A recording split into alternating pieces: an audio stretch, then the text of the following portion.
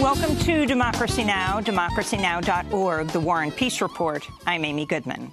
North Korea has repeated its threat to cancel a planned summit between its leader Kim Jong-un and President Trump scheduled for June 12th in Singapore, citing statements from Vice President Mike Pence it called ignorant and stupid. On Monday, Pence repeated the Trump administration's talking point that North Korea could end up like Libya if it doesn't abandon its nuclear weapons, a reference to the U.S.-led intervention in 2011 that led to the overthrow of leader Muammar Gaddafi, who was dragged through the streets and publicly killed by U.S.-backed rebels. In response, a top North Korean official said Wednesday, whether the U.S. will meet us at a meeting room or encounter us at a nuclear-to-nuclear showdown is entirely dependent upon the decision of the U.S. At the White House, President Trump was non-committal when asked Wednesday whether the June 12th summit was still on. Well, we're going to see what happens. On Singapore, we're going to see. And it could happen, could very well happen. But whatever it is, we will know next week about Singapore. And if we go, I think it'll be a great thing for North Korea. On Thursday, North Korea invited foreign journalists to observe as it appeared to demolish its nuclear weapons test site. Many observers believe the site was already damaged by multiple nuclear tests and had become unusable. A White House official said Wednesday President Trump's senior advisor and son-in-law, Jared Kushner, has been granted permanent security clearance, allowing him to view highly classified documents. For over a year, the FBI refused to grant Kushner permanent clearance after he failed to report over 100 foreign contacts on his initial application, which he's since revised 3 times. Meanwhile, reports emerged Kushner met with Special Counsel Mueller's investigators for a second time in April, answering questions over a 7-hour period. Meanwhile, the White House says it'll hold a bipartisan meeting today to brief House and Senate leaders on classified information about the Russia investigation after it holds a separate meeting for Republicans only. The concession came after Democratic leaders blasted the White House for politicizing intelligence surrounding news that the FBI used a confidential informant to investigate whether foreign governments had infiltrated Trump's campaign ahead of the 2016 election. In the first meeting, initially the only such meeting scheduled for today, the White House and top Intelligence and Justice Department officials will brief House Intelligence Chair Devin Nunes and House Oversight Chair Trey Gowdy. Afterwards, a group of lawmakers known as the Gang of Eight, including top Democrats, will be briefed in a separate meeting. President Trump has claimed without evidence the FBI spied directly on his campaign, calling the purported scandal bigger than Watergate. A federal court has ruled President Trump cannot block people from following his Twitter account @RealDonaldTrump. In a 75-page decision, District Judge Naomi Buchwald ruled Trump's Twitter feed constitutes a public forum, that his decision to block dozens of critical voices was unconstitutional. To hear one of those voices he blocked, you can go to democracynow.org. In India, police opened fire on thousands of environmental protesters opposing the expansion of a copper smelter in the southern city of Thoothukudi, killing 12 people. Tuesday's deadly crackdown came as protesters torched cars in a local administrator's office after an environmental regulator said the copper smelter was exceeding pollution limits and fouling nearby air and water, sickening residents and threatening fisheries. In 2013, a gas release from the smelter left hundreds of nearby residents struggling to breathe with nausea and throat problems. The copper smelter's owner has temporarily shut the plant for maintenance, but wants to reopen the smelter at double its capacity in June. In Ireland, campaigners are making their final pitches ahead of a referendum Friday that would roll back the Republic's 8th Amendment, which outlaws almost all abortions. Ahead of the vote, pro-choice activists in Dublin wore red and white outfits evoking Margaret Atwood's The Handmaid's Tale. This is pro-choice campaigner Katie Donahue.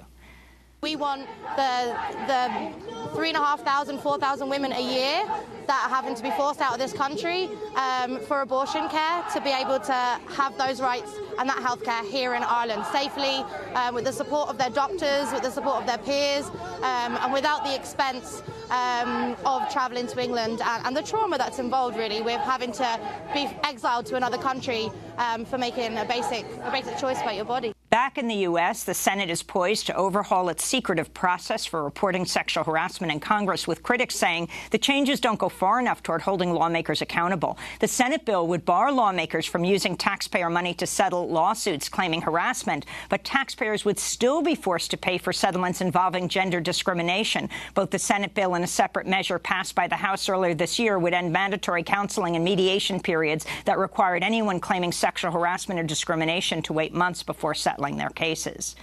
The American Civil Liberties Union has filed a suit against the state of Ohio, charging Republican lawmakers unconstitutionally drew up the state's redistricting map to keep their party in office. The ACLU said in a statement Ohio's oddly shaped and winding congressional districts are among the, quote, most egregious examples of partisan gerrymandering in modern history. The lawsuit comes on the heels of similar challenges to Republican-drawn maps in other states, including North Carolina, Texas, and Pennsylvania.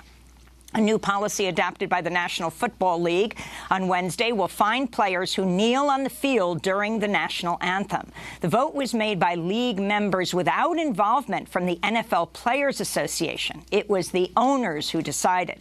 This is National Football League Commissioner Roger Goodell. All 32 clubs want to make sure that during the moment of the anthem and the flag, that is a very important moment to all of us as a league, as clubs, personally, and to our country. And that's a moment that we want to make sure is done in a very respectful fashion. And that was something that was very strongly held in the room. Roger Goodell said players who don't want to stand for the anthem can remain in the locker room without penalty. This comes after Colin Kaepernick helped spark a movement against racism and police brutality across the NFL after he refused to stand during the 2016 season for the national anthem before an NFL game. We'll have more on the national anthem and the NFL later in the broadcast with Dave Zirin. The Milwaukee Police Department has apologized to NBA player Sterling Brown after a newly released police body cam video showed Brown's violent arrest on January 26th. Brown is African-American and a 22-year-old rookie player on the Milwaukee Bucks basketball team.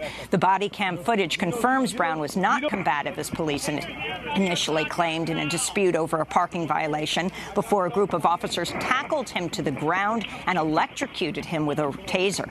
Brown was then arrested, but charges were later dropped. Brown has since said he plans to file a lawsuit, writing in a statement, "What should have been a simple parking ticket turned into an attempt at police intimidation, followed by unlawful use of physical force, including being handcuffed and tased and then unlawfully booked. This experience with the Milwaukee Police Department has forced me to stand up and tell my story so that I can prevent these injustices from happening in the future," Brown wrote. In Rio Bravo, Texas, a Border Patrol officer shot an undocumented immigrant in the head Wednesday, killing her. Video of the aftermath of the killing that was posted on Facebook shows Border Patrol agents sealing off the scene and detaining at least 2 people. The agents claim the officer fired in self-defense after officers were attacked by blunt objects, they said.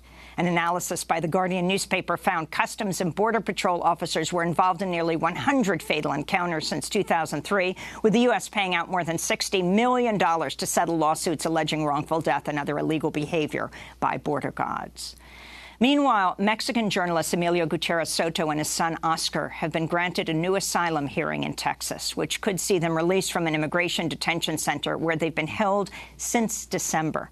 Gutierrez first sought asylum in the United States in 2008 after receiving death threats for reporting on alleged corruption in the Mexican military. Mexico is one of the most dangerous countries in the world for journalists, with at least 4 media workers killed so far this year alone.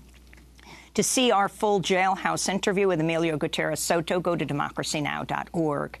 Former CIA operative and Cuban exile Luis Posada Carriles died Wednesday in Miami, Florida, at the age of 90. Posada Carriles is best known as the suspected mastermind of the 1976 bombing of a Cubana airline jet. For decades, the U.S. refused demands by Cuba and Venezuela for Posada Carriles' extradition to face terrorism charges. This is Peter Kornblue, director of the National Security Archive, speaking about Luis Posada Carriles in Democracy Now! Years ago. And while he was in Caracas in October of 1976, according to CIA and FBI declassified secret documents, he was one of the two masterminds of one of the most heinous acts of international terrorism in the Western Hemisphere before our own 9/11, the bombing of a Cubana flight midair, killing 73 men, women, and children on October 6, 1976. He has a long history beyond that. He went on to orchestrated a series of hotel bombings in Cuba in the late 1990s. He was arrested in Panama in November of 2000 with a car full of C4 explosives and dynamite in an effort to blow up Fidel Castro during a Iberian-American summit. I mean, the list goes on and on and on. And those are some of the headlines. This is Democracy Now!, democracynow.org, The War and Peace Report. I'm Amy Goodman. And I'm Nermeen Sheikh. Welcome to our listeners and viewers around the country and around the world.